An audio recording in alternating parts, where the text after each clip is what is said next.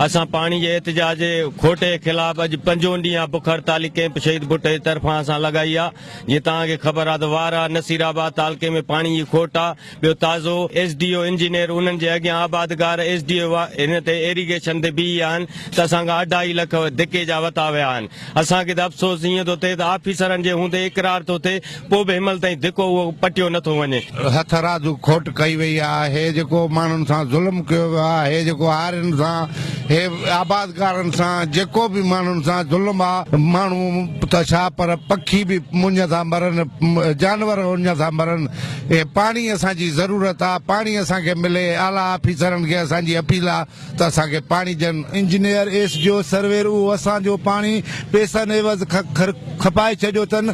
अर्थर शाख खे खोखरनि वटां SDO सर्वेर दारोगो 5 लख रुपया वठी शाख खे धिको हणायो अथनि। हेठि लखे एकड़ ज़मीन गिराबाद करण जे पोयां आहिनि।